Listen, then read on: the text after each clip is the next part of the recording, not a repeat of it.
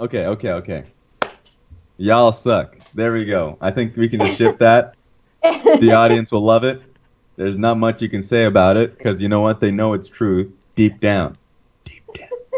All right, I'm starting with that. Y'all suck because your predictions were a little bit out of whack. I think IG was there, but we're going to talk about all of that and more. Hello, everyone. This is our LPL Season 9 Spring Week 3 Check-in. We got Emily Rand here now officially with ESPN, and we got the wonderful Raz from LPL casting all of these...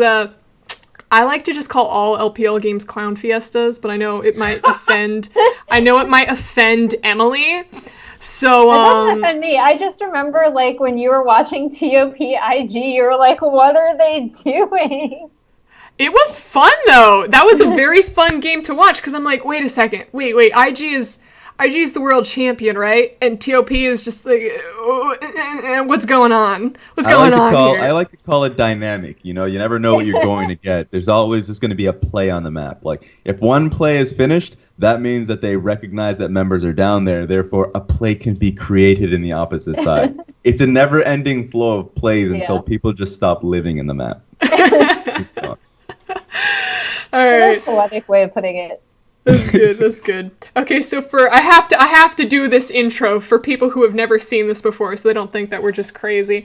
For those of you guys who have not seen our first LPL preseason, we're basically just going to be talking about predictions that we made at the beginning of the year, as well as some major team upsets or question marks, and then any other fun stuff that may have happened during the year as I fix Raz's camera again. God bless Skype.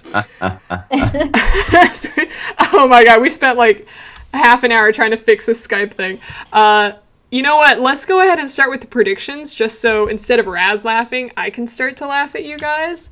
Wow. Because they were a little interesting. Emily, I will read your predictions to you since you said that you forgot them. I did. I know the first two.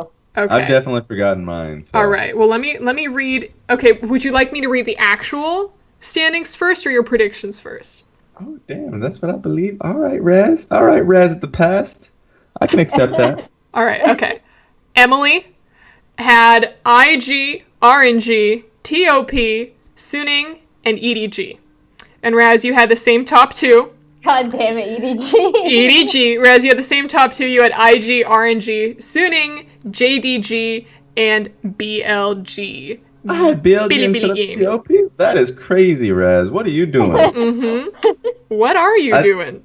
I think I can reason around the BLG point, but yeah, all of that kind of nonsense at this point. Just going through the entire, somehow FPX are just thrusted at the beginning. But yeah, with BLG they had the first 3 games in their first 3 weeks of the split, easiest cakewalk it should be. They still lost a game where it shouldn't have happened. And also I was high on Meteor and Kuro, obviously, because Kuro during the regular season is just a boss. But I still believe, and I'm going to counteract my BLG point that I apparently made on this show last time around. This is for me, it was going to be about TOP and EDG at the end of the year. So I'm just going to say Raz, whatever Raz made this, was apparently randomly high on the BLG point. That's it. You really were. Yeah, that one's weird. Emily, how do you feel about your predictions and now that we're in week 3? Well, I didn't expect FPX to do as well as they did. I said, offhandedly, I was like, they're a dark horse, and I'm obviously watching them because I just love watching Doinby play League of Legends. At the rumor that he was going to retire, I was actually really sad because I was like, he's just such a unique player. Mm-hmm. But so I was like, he's coming onto this team. I don't know. I've liked FPX since the Pepper days, but they've never managed to pull it together. So I was very hesitant to say good things about them. So it's kind of cool how well that they've done. RNG, though, I'm going to make my RNG caveat because they do this every year. They give Uzi a break before Chinese New Year. So it's not super surprising to see that they've only played 2 matches, right? That's the big one, is that they've a lot only of played teams, 2 matches. Yes. Like, there are a few teams that have already played like 5, while RNG have just played 2 series before Chinese New Year. So it's pretty funny, like them having that whole discussion of like, we're not going to see MLXGA Uzi, specifically Uzi, until after Chinese New Year's. And you're like, well, that means a lot. And then you look at how many matches they actually play. Like, oh, okay, maybe not. I think we're good. Yeah, they played 2. So how does this? I was gonna say I will stand by my RNG prediction. I do think they're gonna have a good test coming up after they play Vici.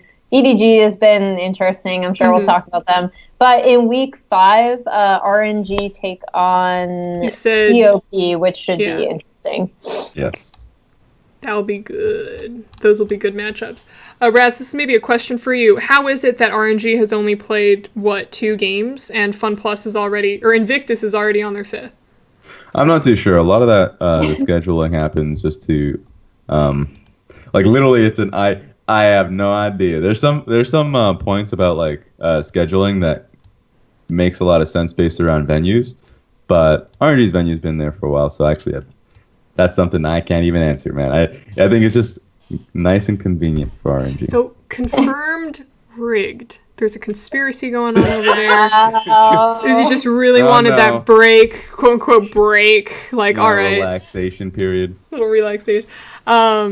Okay, so I know we want to talk about him and RNG and his return to that later, but you guys want to touch on FunPlus Phoenix first, since they are our current undefeated 4-0, taken down, I'd say, some of the top teams. They took down Suning, right? Who's right up there with them? Yes. Yeah, they did take down Suning. Mm-hmm. So, Emily, you mentioned this a little bit, but I remember when we were doing our, preseason talk, you said that this was the dark horse team and that you were just going to keep your eye on them. But did you, expect them to make this big of a run? Because you didn't even have them anywhere near your top 5. Yeah, I didn't think they would do as well initially, just because I thought they'd have a adjustment period. Like I said, Doinby has a really not weird, but he has a very specific play style, I guess, that I feel like it would take certain teams or certain players a bit of time to get used to. The other question mark I had, even though I'm pretty sure I said either on stream or on Twitter that I would die on the hill that Tian actually wasn't that bad when he was on Suning previously, and it was more that Hacker fit the team and he was better. But I still also wasn't sure how he was going to perform, and as it turned out, having Doinby there, I think has helped Tian immensely. I think he still has a few of his int moments. Where, he decides to greed for Scuttle Crab, and maybe you shouldn't be doing that because you have no lane pressure. But all in all, I think he's looked a lot better. Doinby is the kind of player who can really help his side lanes. And LWX and Crisp are having themselves a split so far, which has been the real, not turning point for the team, but I feel like they've been playing at a level that I knew they were good, but I didn't expect them to play this well, this quickly. And they've really showed up, in my opinion, as a bot lane. Yeah, whenever off season comes through, the rumors or discussion has always given Crisp and LWX praise. Those two have been together for a long time, early 2016. I think they're the longest standing bottom lane, because of course Zen and Mithy are no more, Wolf and Bang are no more. And they've just been together since LSPL days. So synergy is not a question with them. And people have always been high on Crisp. So it's this is going to be the year of Crisp. And I was I don't know about that one. It's I'm not too sure about that. He always has those plays that that stand out. And the laning phase is never really a question for me with those two. It's more so how they play out later on in the game. And I think the Suning series is probably the best one that showcases how patient they can be now. Because a lot of it is just Doinby. Doinby may have a more unique playstyle, but I think his major attribute is the fact that he's an insane shot caller for the team. He reminds me of Rookie in the sense that he can speak in both Mandarin and Korean, and that really helps the team because it's the first time I really feel like Gimgoon's a part of the team. Early on, he's able to really contribute. Before in the past, he's had mid laners that either like was a major hole in the team, like Bing, or there were times like the Pepper days, or specifically. Alex was getting better, but he was trying to grow when he was on the team, where like the jungle pressure wasn't going top, or jungle pressure was really disconnected. So like Gimgoon is either trying to hard carry out the laning phase, or he's like, I'm playing Vladimir, I'm gonna go for the late game team fight. I don't care if I'm like my CS difference is like minus 15 or minus 20. I'm picking it every matchup. And so it's like Gimgoon's struggle is always like try and find a way to impact the map in a meaningful way. So we just like, and this time around with Doonby and Tien, they've definitely connected the map. Like Tien has been so good. You're right about Tien. I've always wondered how he would react, like basically fit on the team, because I thought Alex was far more experienced, and he always had the right idea, but like the connection with the team was never really there. And then with Tien, when he was on Suning, he was brought in as a package with Knight, because he was with Knight on the previous team, and so like that was a pre-existing synergy. And you're right, Hacker is just like an all-star jungler, so that was never going to be the case for Tien. He's either going to be riding it out on the bench or finding a new team, and I'm just glad that he was able to really fit in with this team, and for the calls to really be made like through Doonby, that all of these players were always known as very talented individual players, and I just never had faith that they would get it going on the map, because they're shot calling and feel like they were as a team were impulsive. So like they would be great first 15 minutes or something, and then like one person would flash in and lose it all. And I think the Suning series really showcased that they can have a really long game and just play very patiently and waiting for their moments. So I was like, wow. So yeah, FPX really surprised me, because I thought they were going to be just outside top 5, because there were a lot of teams that I thought, okay, structure is going to really matter for these teams, and they're going to get it together. I think FPX showed us that not only do they have the talent, but they really have the IQ for the game. So that one's a big one. So does this team have a ceiling? I'm looking at their next matches. They play against WE, they play against LGD, and then those are like their next 2 matches. Do you see them continuing to rack up wins, or who do you think can stop them? They will rack up wins until week 6, when they go up against Invictus Gaming. And I think that one is going to be a very big series. I think that's going to be rough for IG, because, I mean, IG loves going up against, like, fiery teams. They love being able to, like, there was Rogue Warriors in the past. There's Snake a lot of the times. I think Snake, funny enough, is, like, the low-key my favorite series to see them play, because they just challenge each other constantly in, like, mechanical battles. I think IG versus FPX is going to be that in the bottom lane. That's going to be so sick to watch LWX and Jackie Love, just because, like, stylistically, they will pull out the Wild Turtle and flash forward into each other. Oh, jeez. And it's just about, like, the jungler really having a play in this one. So, yeah, that one's going to be the biggest test. My gut feeling says that IG is going to come out ahead in that one, because they are, like still, I rank as the best team. But, yeah. First place battles. Yeah. All right. Well, then we were talking about it a little bit earlier before. Let's go ahead and move on to RNG. Okay. Uzi's coming back. I still think it's a slight conspiracy. There's something is rigged over there. Something's happening. Welcome to the LPL. Oh God. So this is a usual thing? He usually waits out the first couple games until Chinese New Year, and then he'll come back after? Yeah, it was like much longer too in the past. It was more like, at first 4 weeks or something, and then finally he would come in. Last time around, I think last year, he only came in when RNG were in real trouble in terms of just like seeding for playoffs, and there was a question mark of whether they were going to make it into playoffs with how competitive the Eastern Conference was. So like he usually doesn't come in until for the regular season. He doesn't really because like he still has an injury that he's working with. It's like one of those reoccurring. Injury, right? Exactly, a wrist, shoulder, basically just like plays the game too much, and it really impacts him. So they do limit his play a lot of the times. Got it. Yeah, that makes sense. You always want to make sure that you're staying healthy, keeping the wrist healthy. I know NA players are having issues with that as well as EU. Yep. So it's a global problem. It's not just... Well, especially if you just play like... I think people have to remember that even with RNG's disappointment that they didn't go further in the World Championship. Uzi pretty much played, like, outside of the breaks they did give him, he played, nonstop last year because they also went and they won MSI. So yeah, it's one of those things where I think that also has to be factored in, is because if you are a winning team in League of Legends, it means that the number of your games increases significantly. Yeah, and they've already have an insane amount of games in the LPL. I mean, thankfully this time around it's single round robin, so that's been chipped at. And RNG as an organization are just comfortable. Like, they're a team that have just great players. They don't have Abel anymore since he's in their Royal Club, like LDL lineup, but they still have players that they can slot in there that they're comfortable with. So like they can just give him the break whenever he wants, and he just comes back and changes the team instantly. So like that's pretty cool to have for the organization. Mm-hmm. Well, so now that he's coming back, how is he going to change up the team?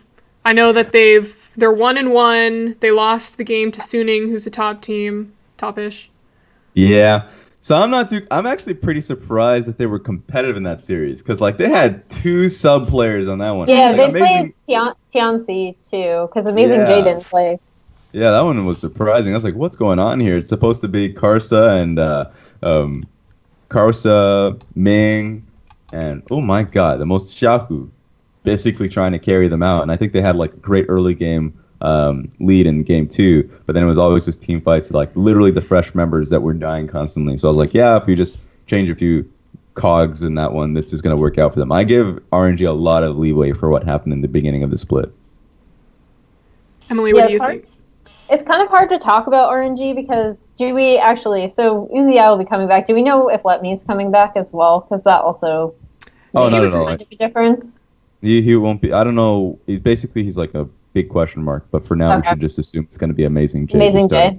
Yeah. I actually don't have any problems with Amazing J. I was just wondering because they're pretty different. But I also do think that Amazing J, since he came onto the scene and people knew him as this kind of like Darius and Garen one trick, and he had a kind of like unfortunate, I guess, international debut with EDG. At the 2015 World Championship. Yes. That was a little rocky for that team, and yeah, it wasn't like a great showing for him, and he was definitely not, I guess, ready as a player for that kind of stage, and he didn't have the flexibility that the team needed. But I actually think that he's grown a lot during his time on IMA and then also on BLG previously, and he's become a really strong and smart tank player and team fighter. Like when you thought of how BLG or like IMA into BLG evolved, it was through like these 5v5 fights. And so I actually think that he's going to, I mean, again, we only have one series to go on, but I actually think he's going to fit with the team a little bit better than people may think. Obviously, there's like a big asterisk over this because we haven't seen their like what we would consider their actual starting lineup, and we hope to see it after the new year. So, but I do think that I mean, including myself, I probably didn't give Amazing J enough credit because going back and watching a lot of his games with BLG, he is just like a really smart team fighter, and I know he's a huge voice on that team as well. Yeah, so I'm really high on Amazing J just because just looking through the teams he's been on, he's always been on teams that are struggling to be above 500, so specifically like BLG, IMA, he's been on, pretty sure, Energy Pacemakers. He's never been on a team that really could succeed and make him look good. And for me, a lot of his traits on his previous team was simply like, what did they need out of him? Well, they needed damage because you didn't have a really strong carry. You didn't have a strong mid laner. There were some splits where Athena was going off. But like majority of the splits, that wasn't the case. Bottom lane, you need something because Jin Zhao, like his DPS was fine. He's a consistent player, but he's still he's just, having problems as an AD carry in a really competitive league. So it was like you needed damage, so he went towards Jarvan and Camille. And also he needed engage, so of course, Jarvan and Camille. He was an amazing TP player, team fight player, engage type player, and also on top of that, he was able to like showcase he can play a lot of carry options in the same time. So I was super high on him because I felt like he needed to do so much for his team. Also on top of that, like add in shot calling. And he could play weak side of the map. A lot of times they played strong side because it was necessary. Like, it was definitely something he needed to do. I think the problem is now moving into a team that has so much expectations. Like, kind of similar to EDG, except he's grown more as a player, as you've mentioned. I think that's going to be a huge transition. I think the first few weeks, which is funny enough, like, too serious, so I guess he needs a few more weeks. I felt like there's going to be more of a period of just trying to synergize with the team, understand his role, and be more comfortable with that position. Just so he knows he can actually just do less and then communicate less because he has a communicator that's on the team like Ming. And then he would actually be better off. I think one thing that RNG has done here, probably in the offseason, is realize they just centralize their team to be more about team fighting. So, like, one of the major things that people criticize this team for being all about Uzi is actually just going to be the case here. Maybe they have the option of doing, like, Shahu as well, but it's like, I never expect, like, down the line, I do not expect Amazing J to play carries because he is the rare breed of top laners that just enjoys playing tanks. He just, like, in a Demacia Cup down that period, he called himself the streaker because he played like Mundo and Singed, where he was just running it down and like literally like having the highest damage on his team because that's the play style. So he enjoys it. RNG enjoys playing that style, and Uzi's gonna come back. So like that's just the flexibility that they used to have with how many carry options that they had with Zatai and all that. That's not gonna happen anymore. I'm a little bit sad about that, but international play doesn't really, promote that. So I think that's probably a more stable way to go about it. Let's go big or go home. You either come and slap people at international stages, or you just step on the little kids domestically. I think we all want them international teams. But I mean, that was a lot on RNG, especially on Amazing J. Emily, is there anything you wanted to add before we move on to your favorite TT team? No, I think we're good with that. All right, it's time for the Emily special. Let's have you cry then. EDG, they're currently 2-2 right now. They lost to Snaky Sports and WE, and they are they are those teams' only wins at this moment. So Emily, what's happening with your boys right now? So one thing I do want to actually shout out is that I do think that Snake are better than their record shows, but they're also Snake. So like Snake is a team that can pull off some really creative and really fun things. They have the talent. They outside of their like shaky mid lane, I actually really like their new AD carry. But that EDG Snake series was. Well, I mean, I watched it on Chinese stream, and then I rewatched it when Raz was doing a VOD review, and he was just like losing his mind at some of the choices that they make. I think the big trouble for me with EDG is that previously they kind of always had this really strong identity of how they wanted to play, and my issue with the team was actually that they seemed unable to evolve from that. And now it sometimes seems like they've even lost that. The team looks a lot less coordinated right now for whatever reason, and I don't know like why that is. So even when they do try to play towards the style that they like to play, which is primarily through their bottom lane, they have looked really just like shaky and uncoordinated. Yeah. Which makes me really sad because previously I think like EDG had such a strong early game. They were really smart about how they wanted to play their early game, and I thought they chose their skirmishes well, and they set up for what they wanted to do early well, and now that is falling apart, which is a really bad sign for me. So I'm gonna throw out a good example. You know a show called Shakugan no Shana. It's a wonderful I actually do. Oh I actually don't. Enlighten me. It's old, and like I have not watched that show in years. So it is probably like the picture perfect tsundere anime. You just have the main character, and there's a girl that just thrusted into his life and like hates his guts, but for whatever reason I can't remember, just has to be in his life. And by the end of it, it's a beautiful ending where she really loves him, and it's like there is some real development here. I really enjoy this. They did this well. Like you felt like EDG at Worlds had learned the role for their individual players. Like Ray was like, I'm on a tank because it's not that I cannot play carries. It's my team needs me in this role, and like we are now top 3 team in the LPL. It was tough getting to this point. People didn't have faith that we would do it, but they got the job done. And then season 2 comes in. All of that shit forgotten. Undoes everything. Oh, everything God. forgotten. We're back at square one. I was like, what? So not only your EDG tilting me, but now your analogy is tilting me because like, it's reminding me of Shakugan no Shana. I would just like we had learned so much along the way. I would like to point out the fact, chat, that I was not the first one to make an anime reference on this show. So, thank you. But yeah. So, anime reference aside, Emily, it does look like EDGs. You said like it looked like they were tilting a little bit. How do you see them coming together and then being able to kind of like ramp back up to being a little bit more put together come international tournaments?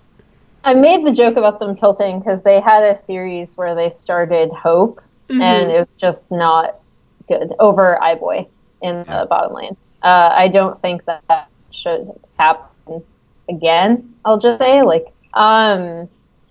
they need to. So, I don't know if this is part of their trying to find a new team identity, or if we talked about in the LCK version of the show where Nofe left and he's been kind of struggling with the Freak of Freaks. Well, EDG are also struggling without him. Now, I don't know how much of an impact he had on the team's strategy, but it does seem like perhaps they're missing some of his drafting or some of his early game framework. I think this team needs to, in order for them to find their footing, they need to figure out how they want to play again. And if that's how they used to play, that's fine. Start with that and build on that, because you can't build on a shaky foundation. And right now that's kind of all they have, which is sad because again, these players are super talented and we've seen them succeed, like Raz said, against the odds in the LPL before.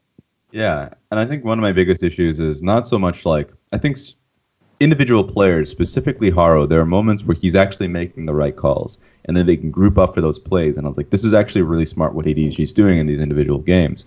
In the Snake series, it happened around Rift Herald, and then there was multiple positions where they were going and fighting for Dragon. They get mid lane priority, they move to Dragon. You're like, this is great. They have the great initial outset of what they should be looking for, and then when the fight starts, and I think that it's hard for the coaching staff because ultimately it comes down to the player's decision on the ball. If they can look for the play, if they want to look for the fight, you give them the freedom to do it. You can't just say, no, don't do that now. You have to let's do the Dragon and get out of there, because you want the players to actually have that freedom. You should, especially with someone as smart as Mako. But along the way, there are multiple times when they just forget about what they were fighting for. They had just the Dragon fight, they pick up Dragon, or they chase down a certain member. You're like, that actually is counterintuitive what you're trying to do. The Rift Herald fight where they knew they had limited time. They were trying to sneak Rift Herald and then get out of there. You're like, perfect. Haru sneaks Rift Herald with Scout and Ray. Now they just need to leave. And then Ray just says, okay, well, E-flash into an engage. I'm like, what is the point there? You know you're outnumbered. So what's the reason? What's the point? So it's literally a game of kill heroes, see hero, kill hero. Sometimes kill hero, see hero before, because they don't even know that the strategy, the wards, the vision control is not being set down beforehand. So I think with EDG, there's a lot of expectations we have for them as a team that they should be, I say top 5 for whatever reason, Raz in the past at BLG, but I think that they need to be, that's what they're striving for. Mm-hmm. But individual players, in particular Ray, have just been not focused. I think it's a major focus issue within the game that really plagued them in the WE series when they really fell out there, and specifically in the Snake series where I know Snake will always bring the best out of you, but they also bring the worst out of you, and you really need to just say, okay, are we fighting for? Oh, did Raz cut out for you? No. Yeah. Okay, what are we fighting for? Emily, what are we fighting for? So Snake are one of those teams that they will drag you down to their level, Can't right? sound. There we go. Wait. Yeah, but like, oh, am I dead? You cut out. You said You're this good. is what they're fighting for, and then paused. We didn't catch and it. we didn't catch anything, so we made guesses. Oh no! Oh, the plot twist. The plot. But yeah, the entire point was essentially like, hey, this is what they're fighting for, and then like everything falls to like falls by the wayside because they find another kill. They look for another like essentially something that isn't in their primary focus. So I think a lot of onus comes onto the individual players. Ray, at times Haro, but like specifically Ray and iBoy are two players that really just lose all focus when it comes to the game. So like focus for the individual players, I think if that just irons out, then they will definitely be picking up more wins in their series. But like even the win versus like Vichy Gaming was a tough one. And if you can't close out games versus like below 500 teams, you're going to have a really tough time in the next week. All right, we talked a lot about EDG for Emily's sake. Let's talk about TOPSPORTS Gaming. They're 3-1 right now, so they've been doing pretty well with all of their games. You guys both had them in your top 5, I believe. Emily, you had them in 3rd, and Raz, you had them as 4th. They're sitting pretty. They're, what is it, tied for, I think they're 4th because Invictus and Suning are tied for 2nd. So if math does not fail me, that's then Raz, you are 100% correct. Correct prediction so far. Applause. Oh, my prediction actually didn't even have Suning on there, so that's a sad one. But I was correct with somehow BLG and Suning. But like TOP was the one where I was just like it was off the map. But I personally do agree. Like I thought that TOP would be top 4 in the league, just because of the talent that they have is so massive. So they haven't played too many great like top teams yet, have they? Who have they beaten so far? They've beaten Victory 5. Who else? OMG and LGB. And they lost, but their one loss was to IG. So got it. Okay. Consider that, because even though it was a 2-0, I didn't think that TOP played badly, especially for like their first series of split. And we also watched those two teams go at it twice in the Demacia Cup as well, which was really fun. Yeah, and if you guys haven't seen the OMG series, like I'm just talking about the fans out there, that one is something you have to watch. And if you have time, if you're just going from transportation, like on the bus, please do, because it's that short. It's a really quick one. TOP just smashes individual laners. That's really what it showed. Like that was a stranglehold, just an individual talent where like Knight just smacks Icon. I didn't expect it to happen. And he had like what was a 42 or 50 percent like damage percentage on a poking champion. Like he played Jace and the Zoe. I think his Zoe game was the one where he went off in terms of damage percentage because he just kept finding Sleepy Trouble bubbles, and that's 100-0. So that one was probably the best test of TOP's strength in terms of like just being able to muscle people individually. I'm just happy that my boy 369, who I called out, is like the player to watch. He's been doing well. I still think so. I think where TOP need to work on is like still their mid to late game. I really don't think that outside of IG they've been particularly tested all too hard. They kind of remind me of like a younger iteration of the same, or a younger version of the same IG roster that we have right now, where they have super strong laners. They know how to draft well. They're good at like finding early skirmishes and picking those fights, but their mid to late for me is still a bit questionable at times. They will go for like some, I don't want to say like for style points, but they will go for style points at times. Style on them, you gotta be flashy. When they can, they definitely will. When they know that they're like really far ahead. And we've seen this current IG lineup last year sometimes get into some sticky situations for that against better teams. So I foresee the same things kind of happening for TOP until they really learn. And again, like a lot of this stuff is just going to come from experience, both as a lineup together and then also just for some of their young players. Like I think 369's been doing really well, but I still think there's a lot more he can work on in terms of like team coordination, stuff like that.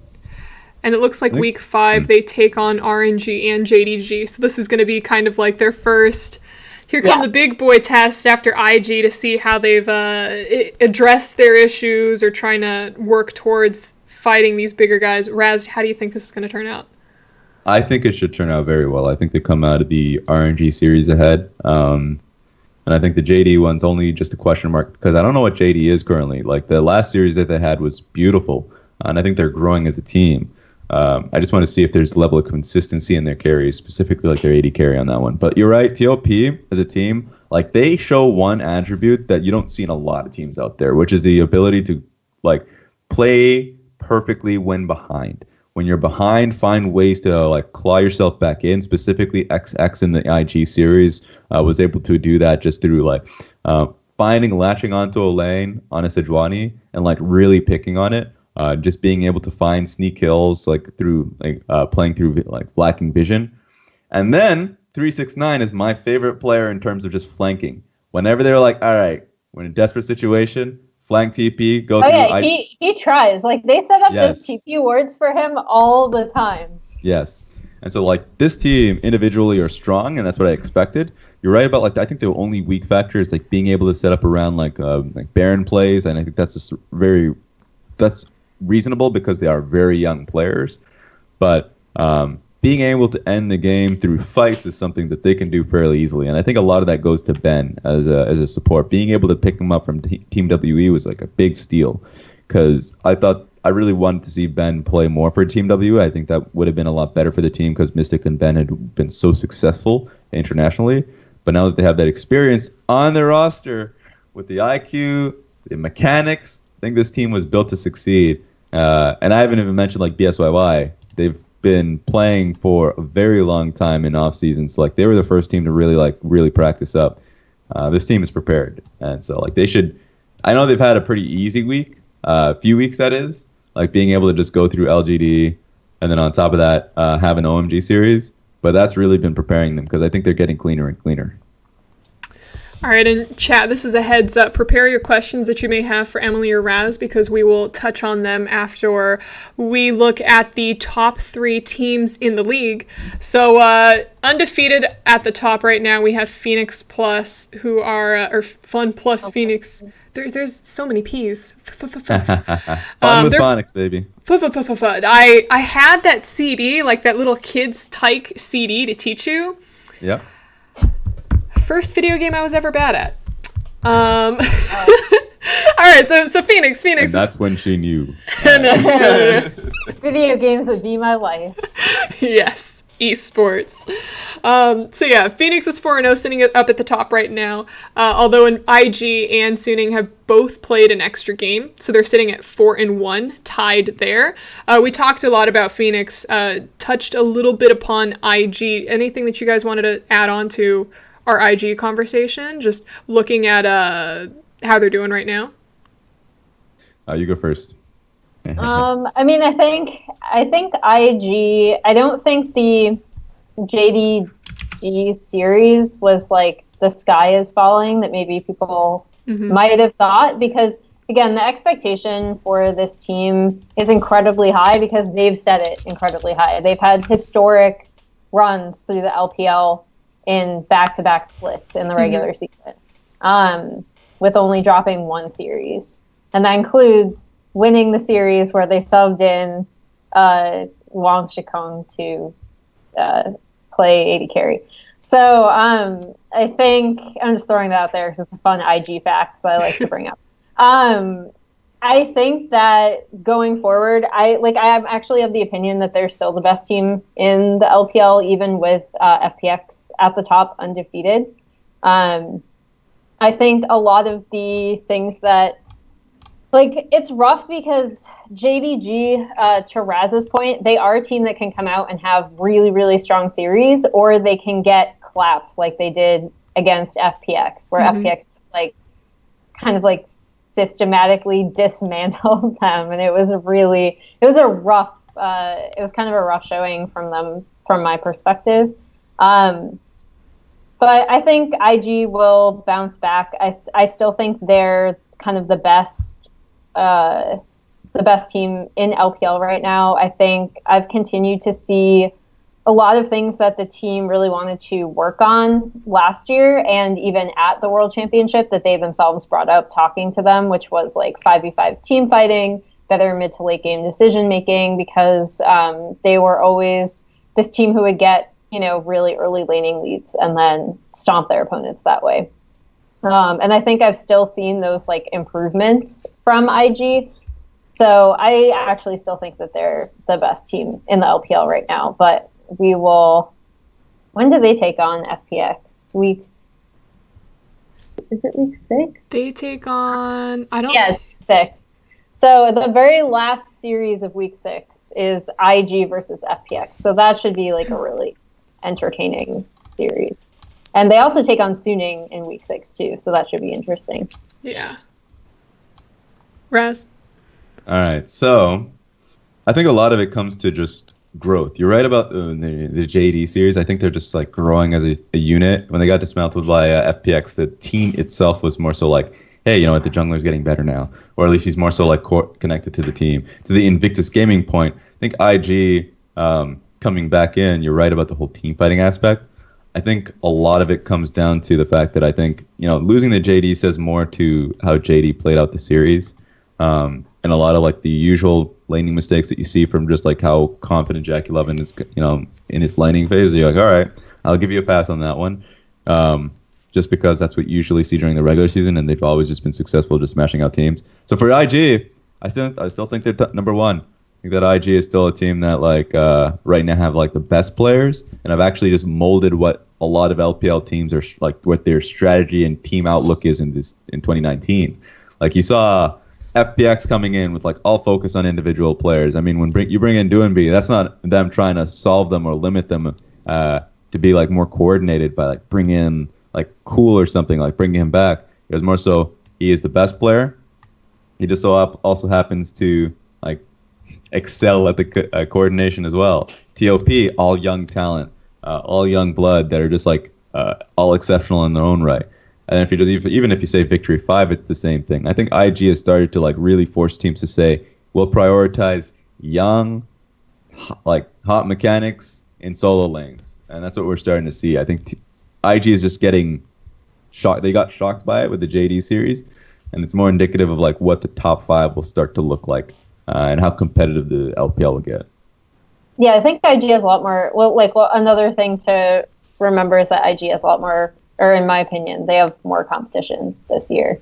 Because previously it was just kind of like, when is RNG going to start? JDD was pretty good, and Rogue Warriors were up there. Mm-hmm. But I think you have so many, like a lot of LPL teams made so many roster moves in the offseason to try to challenge IG. And yeah, it's crazy. Like the top, looking at the top, like even BLG, who I was like pretty down on, FPX, IG, Suning, TOP, BLG, JDG, right there, that top 6. I feel like, even though I do still think that IG are the best overall, I feel like any of these teams could probably take a series off of each other, like 2-1. And that really says something, because the parity in the LPL has definitely shifted from last year.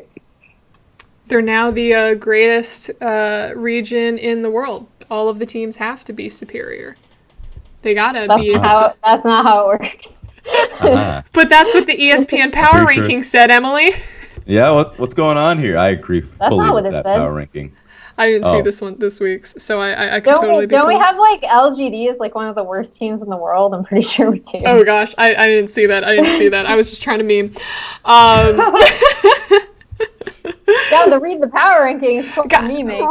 Read, Emily. We are in an age of video. I don't know how to read anymore. I watch anime. I can't read manga anymore, man. I'm going to do a social experiment where my child will not be able to read and write. And he'll be all right. Don't read, don't write, you'll be all right. Can only communicate through emojis. I will look forward to that. Tad, I'm feeling frowny face with tear. Son, did you do your book emoji today? Oh God. That face. That's side tangent. Texting in Japan, like I found, they really do just use emojis to communicate a lot of their stuff. It's awesome. To tie it back to the LPL, I just started a Weibo account, and sick.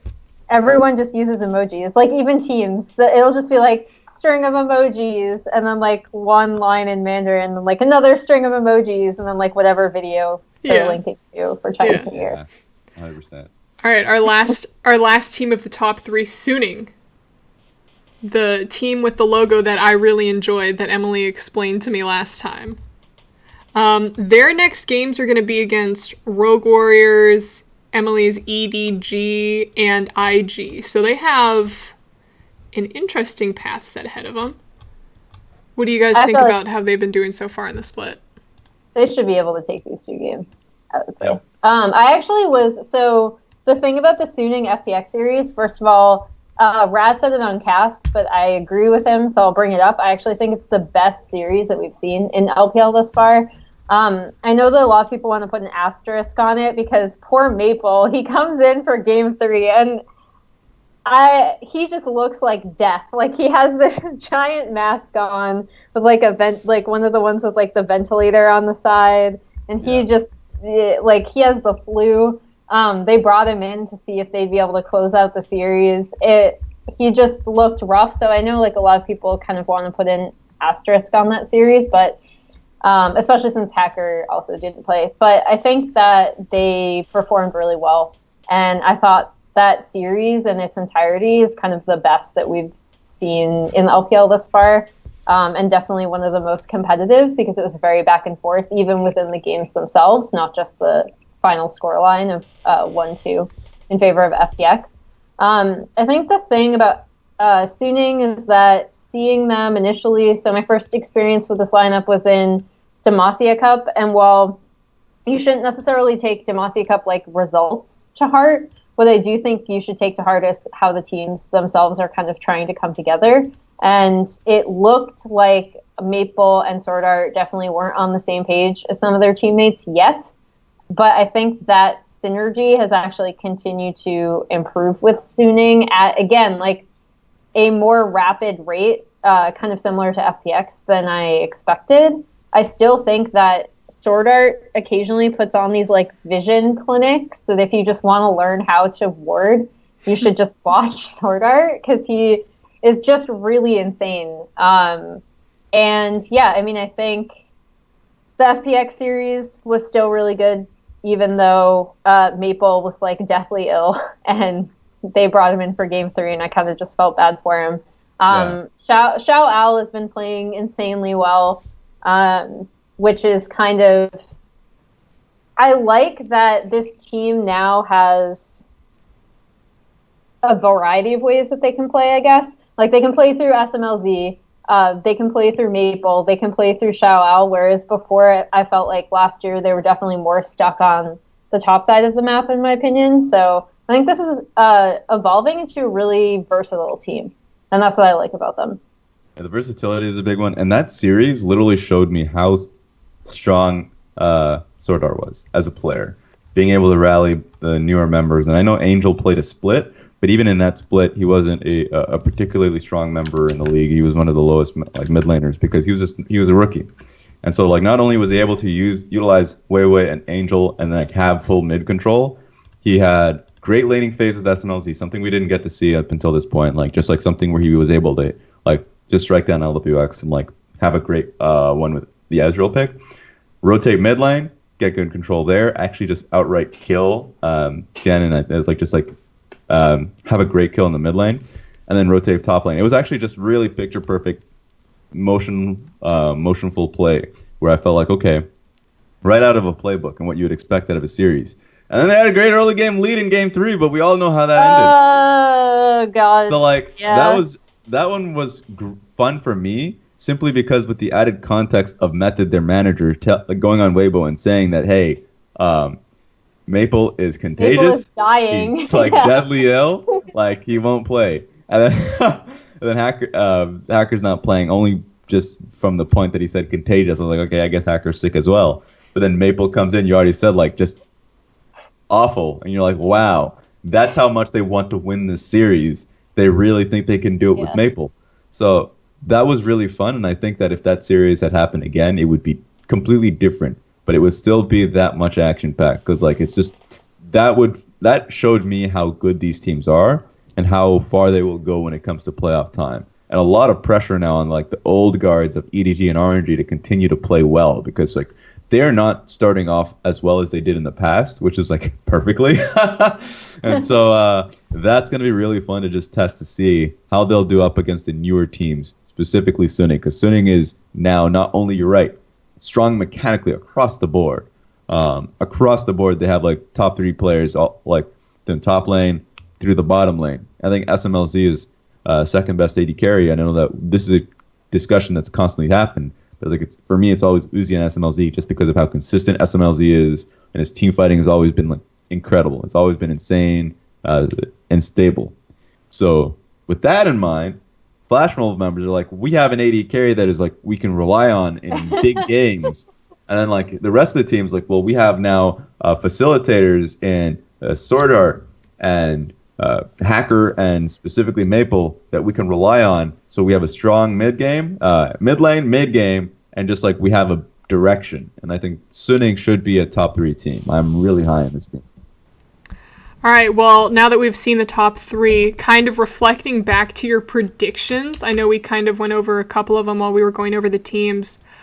Would you change them in any way, or do you still have full faith in them after seeing the first 3 weeks? Just so as mine was... Oh, yeah. Please tell me. Yeah, as a refresher, Raz, both of you guys had IG, and then RNG is number 1 and 2. Emily, for your 3, you had top. Then 4, Suning, 5, EDG. And then Raz, you had IG, RNG, Suning, JDG, top, and EDG. I had JDG high. Oh, did Raz freeze out? Or is he just pensively... Oh, am I not talking? Oh. No, you're good. Okay. Good now. So I'm gonna keep IG on the top. I'll keep Suning as number 3, and I'm gonna move FPX to number 2. For me, having RNG there was me saying that RNG at the end of the split in playoff time will be able to make it in the finals in top 2. Mm-hmm. But in terms of just regular season, I think FPX have already showed me that they are a team that could be there. And on top of that, when it comes to playoffs, I mean, I'm wonder about them in a best of 5 setting just because they've showed me that they have grown enough to be able to take a best of 3, and that they're flexible enough to so just solid enough players that they should not just tilt out like BLG did in a playoff series. But against more experienced lineups, especially when Uzi comes back and they have a real identity that they can rely on, I think RNG will come out ahead. So my question now is it just going to be about, is it like playoffs as well? Are we just talking about playoffs, or are we just talking about end of the season? I believe, Emily, did we decide that it was like end of the split, like as in spring split? End of the regular season. Regular season leading into playoffs. I think that sounds good because playoffs can go crazy. Into playoffs, yeah, some teams just to go above and beyond to specifically RNG, they'll have like a bad seeding and they'll just get through. I think we're just talking about season. Yeah, exactly. They ran the entire gauntlet pretty much. Yeah. So I have IG, FPX, and Suning as my top 3. Nice. Emily, any changes? Fit FPX in there somehow? Yeah, I'm kind of surprised because I was like, oh, FPX are my dark horse, and I didn't put them in top 5. No faith! No faith! I guess that just shows how, strong the LPL is right now. I'm definitely going to drop EDG out of there because as they are right now, I think the problem with EDG is not only that they have to figure themselves out, but that other teams have already figured it out before them, right? And they already have a significant head start. Like you look at Suning, you look at FPX, and they both have, really big head starts on EDG. And so it's unfortunate, but when you have more parity in the league, it means that those individual, early season losses, they matter a lot more. I'm still gonna put IG 1 because I still think they're the best team. Oof. Big oof. I guess I know. I'll drop because I'm always like really hesitant. I still think that RNG are gonna somehow like sneak in the top 5 for sure. Now with Uzi back, there's no way it's he's more taking like anything lower. I have RNG, I have Suning, I have TOP, and I have FPX like sliding in there. So those are my other 4 teams. Now I just have to order them. I'll go IG.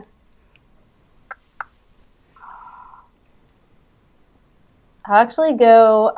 Do I want to put Suning this high? Oh, this is so difficult. Because again, like I said, I feel like all these teams can take games. I'll go IG, Suning. It's tough, man. It's tough. It is tough. It's I rough. Put, like RNG 5th, but I think I'm going to. I'll go IG, Suning, FPX, TOP, RNG. Oh, you're just doing the end of the regular season. Yeah. There you go. Okay. Damn. All right. That's spice. That's pretty spice. That hurt. That hurt to do. It sounded like it hurt. I feel pained. It sounded like it's pain, but you know what? We'll find out if your predictions end up ringing true. If the faithful are rewarded.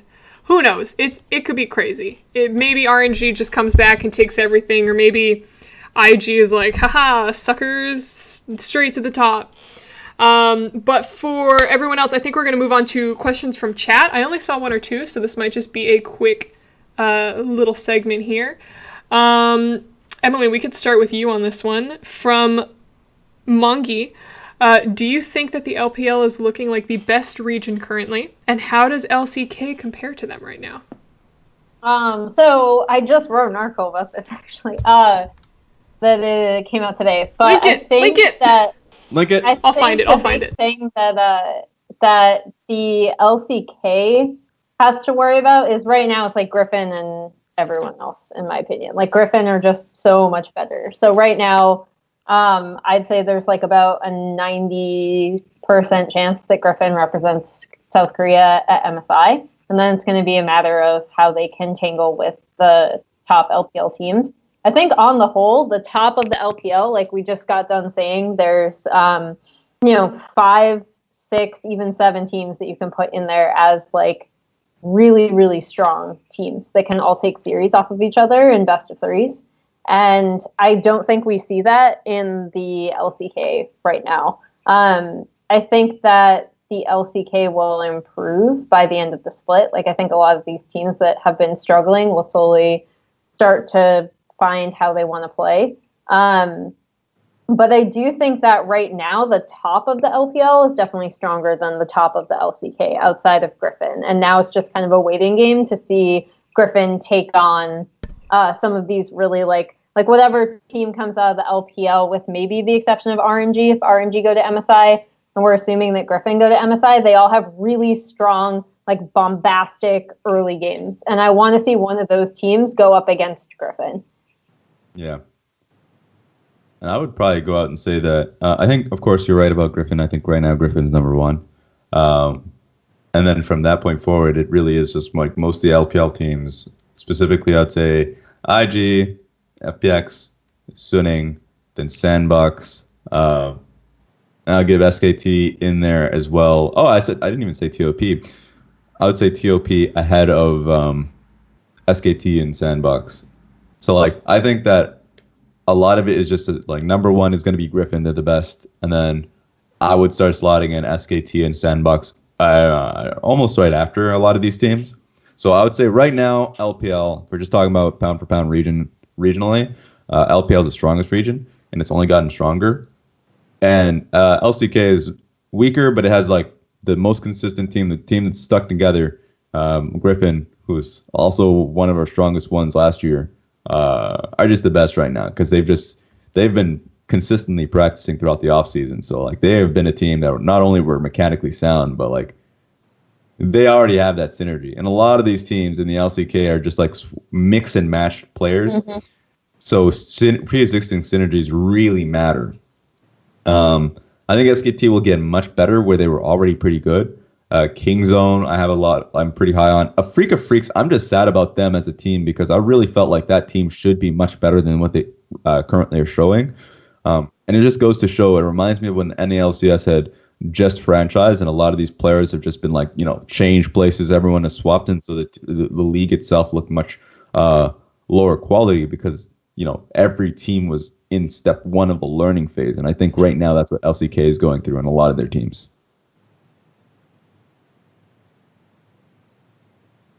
Yeah.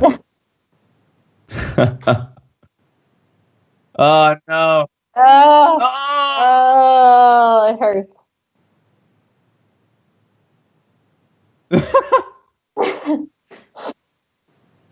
I was gonna say you always do. I was gonna say you always find a way to just be like, here's an A. I didn't realize my mic got muted, so no one heard me crap on the team that we just mentioned. So don't even worry about it. Oh no! Don't even worry about it. Whoa! What are you talking about? No idea what you do. We didn't just make an NA joke or something about franchising. But all right. So LPL, they're strong, but Griffin though, I'm super excited for MSI. I think Emily, both you and Ashley had said that you're predicting Griffin to come out and be the representative for MSI. I'm super excited for it. So wait, who do you think that the LPL will end up sending? Oh God, I mean, that's the tough part, right? Mm-hmm. It is super tough. You think IG are finally gonna do it? Yeah, IG will do it. IG's problem has always been winning domestically. Yeah, they still haven't picked one up yet, right? Yeah, they still have not. So like that's true that's been an issue for them, but I've always counted them to be able to win. Like in the spring semifinals when they lost to RNG, or like, damn, if only they had like the Shy, if only he wasn't injured in this moment, they would be able to take down RNG, find themselves in the finals. And then when I felt we're favored to win, and then in the summer split, I was like, they have no excuses. Final. Mm-hmm. Yeah, that was such a good series, though. That was one of the best series I will remember. Like, I will lodge that in my memories because like that was beautiful to watch. But RNG comes out with a victory, even through all of the excuses. They had the Shy there. They had really mentioned him back into the team. It was RNG was the better team at the end of the day. Mm-hmm. But reason once again, I'll probably put on Victus Gaming. Not only are they world champions, but they have the pre-existing synergies of being able to bring everyone back. And on top of that, I think Jackie Love as an AD carry has only gotten better. So like the first time they played, every single time we see them play against RNG, at first it was like, oh, just getting owned by Uzi. Uzi is much more experienced, much better player. That's sad. As he got on, it was like now Jackie Love is much more confident in plays. He goes into flashes and okay, maybe he was too confident in those moments. And then now he's like confident and patient in team fights. And so like that's something where IG really sorely needed, where team fights are a lot more structured. At the moment, structure is a big question mark because like at the beginning it's very structured and they could start out a very strong team fight. Now it just really depends on the moments where they can just like go ham or just wait it out and play as patiently as possible. I think they're really set up to succeed this time around, and I expect them to be able to take spring. I'm super excited for it. Some of the other questions in the chat is just who is LPL sending to Worlds? And I think it's a little early for that. I think it's a little early. Oh my goodness. You Let's calm down with this World stuff, all right? I'm still scarred about like the whole RNG Golden Road setup. It's just like yeah. Every time I watch Chinese chat, like RNG will not be playing, right? And I'll turn on the scrolling text. And it's all like I can't understand Mandarin, but it's always about RNG, it's always about Uzi. And I can only assume that it's not complimentary. Yeah. So I know Chinese fans have not gotten over that as well. Never forget. Never forget. I believe that's it, unless you guys want to throw out World's predictions, which I personally don't. Yeah, I'm assuming you don't. I was asked to do this in a video. Oh, God, really? I don't remember who I said for China because I feel like my opinion could change. Like, I could have said, like, IG, RNG, TOP, or I could have said, like, IG, Suning, FPX. Like, I just know that IG would be in there. Got it. Yeah. I will say this, is that one team is set up to succeed and go to Worlds. Suning was literally built for it. That they have a super team. A lot of it is just like building up the cogs. But if I would be very surprised if Suning doesn't make it to Worlds. That would be it. Like I think that would be the shocker for me if that team still doesn't make it. So just based off of that alone. It's the first time that Maple and Sword Art didn't make it in like. Yeah. Yeah. Since so what? 2014. Yeah, I would have IG, RNG, and Suning. That would be my initial outset. But like, yeah, that's who I would think be taking the tickets to Worlds. But we'll have to see. Maybe rewind this back months in advance. That's what I'm talking about. Yeah. Oh, people just popped in more questions. But now they're getting a little. This is fun from Kane Senpai. If TL was in the LPL, where would they stand? Oof. All right, this is good. This is a big fan of this already. Let's see. Emily, where do you think TL would stand? That's actually really rough. Because I will say, like, so outside of OMG and LGD, and maybe WE, all of whom I see have, like, not that they don't have good players, but they're not as strong as other rosters, and also they could be having some sort of, like, internal issues with, like, swapping players around still, trying to figure out a lineup. The problem with this question, and the reason why I'm having so much trouble with it, is that, and I have to go in 5 minutes, so maybe I'll just try this will be the last one when we're done. And, but I think the problem is that you have lineups, like, even Vici and Rogue Warriors, like, they're dumb, but they have a ton of young talent. Victory 5 has a ton of talent. Sino Dragon, even though I personally find them boring, because I think their playstyle is a little bit more boring than other, like, LPL teams, because they do have, like, slightly slower pace, kind of, not slower pace, but I don't know, they kind of, yeah, I feel like people separate the LPL into RNG teams and IG teams, and they're more of like an RNG team, I guess. I don't know, man. Emily, the answer is... I can buy you time. I'll say I'd say 4th place. I'd say Bro, you took my meme. I would do. Oh no, I didn't mean it. I didn't even do it. Took my meme. I didn't do it purposely, I swear. I just looked through every team and I was like, all right, 4th makes a lot of sense here. How dare you? Why did you try? Get him out of this stream. I was just like, Invictus Gaming, Sinning, TOP. And I was like, okay, well, after those two, they'd be 4th place. I was like, I wouldn't say JD just because I think that, like, you know, down the line, I was like, 80 carry means a lot for me. And then I think jungle means a lot. Next Smithy would be a very strong asset there. I'd give TL the head there in the split. I like 4th place. Lock it in. Oh shit. That's oh snap. All right. Now people are just gonna say you did it for the memes. You know what? I'll take it. Did it for the meme.